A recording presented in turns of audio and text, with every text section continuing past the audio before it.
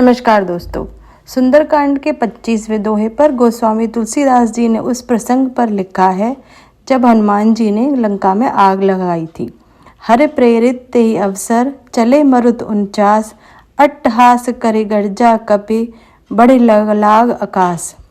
अर्थात जब हनुमान जी ने लंका को अग्नि के हवाले कर दिया तो भगवान की प्रेरणा से 49 पवन चलने लगे। हनुमान जी अट्टहास करके गरजे और आकार बढ़ाकर आकाश से जा लगे। अब ये 49 मारुत का अर्थ क्या है, इसका वर्णन सुंदरकांड में नहीं दिया गया है। इसमें तुलसीदास जी का तात्पर्य 49 प्रकार की वायु से है। तुलसीदास जी को वायु ज्ञान का इतना गहरा अध्ययन था जिसका शायद आधुनिक विज्ञान को अंदाजा भी नहीं है। इस दोहे में तुलसीदास जी ने उन्हीं 49 वायु के बारे में जिक्र किया है। वेदों में वायु की 7 शाखाओं के बारे में विस्तार से वर्णन मिलता है। अधिकतर लोग यही समझते हैं कि वायु तो एक ही प्रकार की होती है, लेकिन उसका रूप बदलता रहता है, जैसे कि ठंडी वायु, गर्म वायु और समान वायु, परंतु ऐसा नहीं है।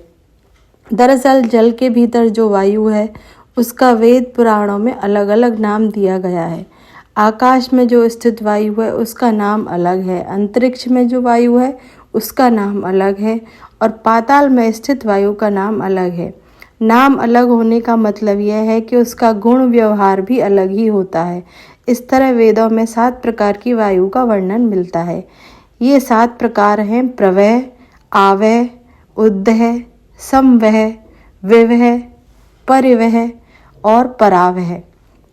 पृथ्वी को लांघकर मेघमंडल पर्यंत जो वायु स्थित है उसका नाम प्रवह है। यह वायु अत्यंत शक्तिशाली है। यही वायु बादलों को इधर उधर उड़ाकर ले जाती है। धूप तथा गर्मी से उत्पन्न होने वाले मेघों को यह प्रवह वायु ही समुद्र जल से परिपूर्ण करती है, जिससे ये मेघ काली घटा के रूप में परिणत हो जाते हैं और अतिशय वर्षा करने वाले होते हैं। आवह सूर्यमंडल में बंधी हुई वायु है। उसी के द्वारा ध्रुव से आबद्ध होकर सूर्यमंडल घुमाया जाता है। वायु की तीसरी शाखा का नाम उद्वह है, जो चंद्रलोक में प्रतिष्ठित है। इसी के द्वारा ध्रुव से संबद्ध होकर यह चंद्रमंडल घुमाया जाता है। वायु की चौथी शाखा का नाम समवह है, जो नक्षत्र मंडल में स्थित है। उसी से ध्रुव से आबद्ध होकर संपूर्ण नक्षत्र मंडल घूमता रहता है। 5वीं शाखा का नाम विवह है। यह ग्रह मंडल में स्थित है। उसके ही द्वारा यह ग्रह चक्र ध्रुव से संबद्ध होकर घूमता रहता है। वायु की 6ठी शाखा का नाम परिवह है, जो सप्तऋषि मंडल में स्थित है। इसी के द्वारा ध्रुव से संबद्ध होकर सप्तऋषि आकाश में भ्रमण करते हैं। परावह वायु के 7वें स्कंद का नाम है, जो ध्रुव में आबद्ध है। इसी के द्वारा ध्रुव, चक्र तथा अन्य मंडल एक स्थान पर स्थापित रहते हैं।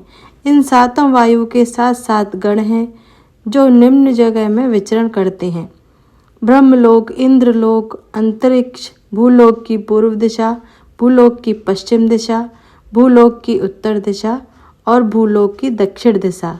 इस तरह 7 को 7 से मल्टीप्लाई करेंगे तो कुल 49 मारुत हो जाते हैं, जो देव रूप में विचरण करते रहते हैं। हम अक्सर रामायण, भगवत गीता पढ़ तो लेते हैं, परंतु उसमें लिखी छोटी छोटी बातों का ज्ञान गूढ़ और गहन अध्ययन करने से ही होता है। जय श्री राम।